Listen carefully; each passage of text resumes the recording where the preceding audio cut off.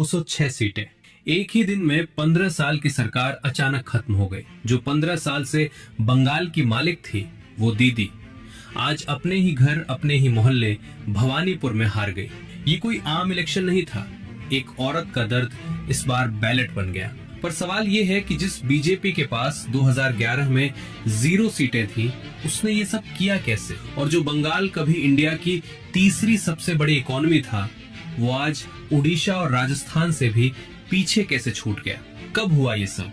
आज हम यही देखेंगे। 3 कहानियां जो एक साथ चलती हैं। ममता बनर्जी का गिरना, बंगाल का बर्बाद होना और बीजेपी का 0 से तख्त तक का सफर। तारीख थी 4 मई 2026। देश आजाद होने के बाद से आज तक बंगाल में इतने लोगों ने कभी एक साथ वोट नहीं डाला था। 92.47% वोटर टर्नआउट। जब इतनी बड़ी तादाद में लोग घरों से निकलते हैं तो वो सिर्फ सरकार चुनने नहीं आते, वो पूरा हिसाब करने आते हैं। 2021 में जहां टीएमसी के पास 215 सीटें थीं और बीजेपी के पास सिर्फ 77, इस बार सब कुछ पलट गया। नंबर पूरी तरह से घूम गए। लेकिन सबसे बड़ा झटका लगा भवानीपुर में। ये दीदी का अपना गढ़ था, जिसका एक वीडियो इलेक्शन से पहले आया था। दीदी स्टेज से उतर रही थी और लोगों से बेहद मायूसी से कह रही थी, अगर हो सके तो मुझे वोट देना। उस काउंटिंग सेंटर के बाहर जहां से ममता बनर्जी ये जनादेश लूटा गया है कहती हुई बाहर निकली, वहां उनके खुद के लोग नारे लगा रहे थे, घोटालेबाज ममता दूर हटो। ये कोई मामूली नतीजा नहीं था, ये एक युग का अंत था। लेकिन जो लोग आज उन्हें रोते हुए देख रहे थे, उन्हें एक बार याद करना होगा कि आखिर दीदी थी कौन। 2011 का साल था। बंगाल में 34 साल से चल रहा लेफ्ट फ्रंट का राज किसी से हिला नहीं था। तब एक औरत अकेले पूरे सिस्टम से टकरा गई थी। बंगाल ने पहली बार किसी औरत को अपना मुख्यमंत्री चुना था और कुर्सी पर बैठते ही उनका पहला फैसला क्या था? सिंगूर के किसानों को उनकी 400 एकड़ जमीन वापस लौटाना। उस वक्त बंगाल ने उनमें एक लीडर नहीं, एक माँ देखी थी। एक ऐसी प्रोटेक्टर, एक ऐसी फाइटर जिसे लोग प्यार से दीदी बुलाते थे। 2011, 2016 और फिर 2021 लगातार 3 बार बंगाल ने उन्हें जीत दिलाई। 2021 में तो दीदी ने अकेले पूरी बीजेपी के खिलाफ लड़ाई लड़ी और जीत कर दिखाई। सबको लगा दीदी को अब कोई नहीं हरा सकता। लेकिन फिर कुछ हुआ, धीरे धीरे ऐसा हुआ कि बंगाल ने जो दीदी को अपना समझा था, वो दीदी बदल गई। ये गिरना सिर्फ आज का नहीं है, ये कहानी है बंगाल की उस बर्बादी की जिसे पिछले कई दशकों से छुपाया गया। एक वक्त था 1960 का दशक। महाराष्ट्र, तमिलनाडु और बंगाल, ये इंडिया के 3 सबसे बड़े इंडस्ट्रियल जायंट्स थे। बंगाल अकेला इंडिया का 10.5% पैसा बनाता था। महाराष्ट्र और तमिलनाडु आगे बढ़ते गए, पर एक दिन बंगाल रुक गया। 1967 के बाद जब कांग्रेस गई तो वहां बिजनेस का माहौल बिगड़ने लगा। फिर आए लेफ्ट वालों के 34 साल। बड़ी बड़ी फैक्ट्री में हड़तालें हुई, बिजनेस को दुश्मन माना गया और बड़ी इंडस्ट्री वहां से भागने लगी। लोगों को लगा टीएमसी आएगी तो कुछ ठीक होगा, पर टीएमसी के 15 साल में इस पुरानी बीमारी को सिर्फ एक नया नाम मिला। हालत ये हो गई कि पिछले 5 सालों में ही 2200 से ज्यादा बड़ी कंपनियों ने बंगाल छोड़ दिया। अब जब फैक्ट्री बंद होगी, कंपनी भागेगी, तो नौकरी कहां से आएगी? 2015 से 2023 के बीच करीब 30 लाख लोगों की नौकरी चली गई। आज आलम यह है कि जो बंगाल कभी 1960 में पूरे इंडिया की एवरेज इनकम से बहुत आगे था, आज वो 2024 में राजस्थान और उड़ीसा से भी पीछे चला गया है। सरकार का कर्जा 2011 में जो 1.9 लाख करोड़ था, वो 2025 में बढ़कर लगभग 7 लाख करोड़ रुपए हो गया। सोचिए, कोलकाता की किसी छोटी दुकान पर बैठा एक बाप, जिसका पढ़ा लिखा बेटा आज काम की तलाश में दूसरे स्टेट चला गया है, उस पर क्या बीत रही होगी। आज 20 लाख से ज्यादा बंगाली अपनी रोजी रोटी के लिए दूसरे राज्यों में मजदूरी कर रहे हैं। जब घर में अंधेरा होता है तो लोग रोशनी ढूंढते हैं, चाहे वो रोशनी किसी भी दरवाजे से आए। 2011 में जो चेहरा और जो वादे एकदम नए और सच्चे लगते थे, 2026 आते आते वो सब पुराने और खोखले लगने लगे थे। इसे कहते हैं 15 साल की थकान। 15 साल सत्ता में रहने के बाद लोग उन्हीं चेहरों और उसी काम करने के तरीके से पूरी तरह ऊब चुके थे और इस थकान को भयंकर गुस्से में बदला भ्रष्टाचार ने। जब सरकार के अपने ही बड़े बड़े मंत्री जेल जाने लगे तो जनता क्या सोचेगी? पार्थ चटर्जी का टीचर रिक्रूटमेंट स्कैम, ज्योति प्रिय मल्लिक का राशन घोटाला, सिंडिकेट राज और कट मनी की बीमारी नीचे जमीन तक फैल चुकी थी। जिन गरीबों ने ममता बनर्जी पर भरोसा किया था, अब उन्हें लगने लगा कि उनके अपनों ने ही उन्हें लूट लिया है। लेकिन सबसे गहरी चोट वहां लगी जहां दीदी सबसे मजबूत थी, बंगाल की महिलाएं। जो दीदी खुद को बेटियों की रक्षक कहती थीं, आरजीकर मेडिकल कॉलेज और संदेश खाली की घटनाओं के बाद उन बेटियों ने ही उनसे हमेशा के लिए मुंह मोड़ लिया। आरजीकर में एक डॉक्टर बेटी के साथ जो दरिंदगी हुई और उस पर जो दीदी की चुप्पी रही, उसने बंगाल की आत्मा को झकझोर दिया। संदेश खाली में शेख शाहजहां जैसे नेताओं के जुल्म और फिर भी सरकार की खामोशी। ये चुनाव तब सिर्फ राजनीति नहीं रहा, ये एक माँ का दर्द बन गया। आरजीकर की शिकार बेटी की माँ रत्ना देवनाथ और संदेश खाली की पीड़ित रेखा पात्रा, दोनों ने इस बार बीजेपी के टिकट पर चुनाव लड़ा और जीता।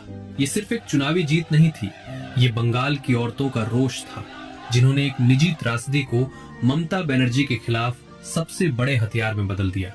इसके साथ ही बंगाल का सामाजिक ताना बाना भी तेजी से बदल रहा था। सालों से चली आ रही मुस्लिम तुष्टीकरण की राजनीति को बीजेपी ने इस बार पूरी तरह से पलट दिया। बंगाल में करीब 27% मुस्लिम आबादी है। टीएमसी हमेशा उन पर निर्भर रही, लेकिन इस बार लेफ्ट कांग्रेस और एजेयूपी जैसी पार्टियों ने उस मुस्लिम वोट बैंक में भी सेंध लगा दी। और दूसरी तरफ जो शहरी हिंदू वोटर था, वो पूरी तरह से गोलबंद होकर बीजेपी के साथ जा खड़ा हुआ। और जो बची खुची कसर थी, वो पूरी कर दी चुनाव आयोग की वोटर लिस्ट के रिवीजन ने। चुनाव से ठीक पहले करीब 90 लाख लोगों के नाम वोटर लिस्ट से हटा दिए गए। ये कुल वोटरों का 12% था। अकेले भवानीपुर में करीब 50,000 नाम काटे गए। जो लोग सालों से टीएमसी की ढाल बने हुए थे, वो इस बार वोट ही नहीं डाल पाए। ममता बनर्जी इसे जनादेश की लूट कहती रही, लेकिन नुकसान हो चुका था। इन सब के बीच पिस रहा था बंगाल का युवा, वो युवा जो न टीचर बन पाया न कांस्टेबल, क्योंकि हर नौकरी तो किसी न किसी घोटाले में बिक चुकी थी। बंगाल का पढ़ा लिखा बेटा बाहर धक्के खा रहा था। इसलिए इस बार का वोट सिर्फ ममता को हराने के लिए नहीं था, ये वोट उस युवा ने अपनी खुद की जिंदगी और भविष्य बचाने के लिए दिया था। ये एक इलेक्शन नहीं था, ये 15 साल का हिसाब था। अब ये समझना जरूरी है कि ये सब हुआ कैसे। क्या बीजेपी सिर्फ टीएमसी की गलतियों की वजह से जीती? नहीं, ये कोई रातों रात हुआ चमत्कार नहीं था। ये 20 साल की एक सोची समझी रणनीति थी। एक ऐसी पार्टी का अंडरडॉग सफर जिसे कभी बंगाल में कोई पूछता तक नहीं था। साल 2001 में बीजेपी के पास सिर्फ 2 सीटें थी। 2006 के विधानसभा और 2004 के लोकसभा चुनावों में 0 सीटें। उनका वजूद तक नहीं था। 2014 में जब मोदी लहर आई, तब भी इनका वोट शेयर 6% से बढ़कर 16% तो हुआ, लेकिन 2016 के विधानसभा चुनाव में सीटें मिली सिर्फ 3।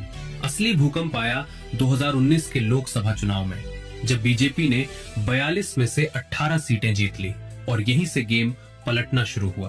टीएमसी के ही सबसे मजबूत नेता शुभेंदु अधिकारी अपनी पार्टी छोड़कर बीजेपी में आ गए। वो अपने साथ अंदर की सारी कमजोरियां और हथियार लेकर आए।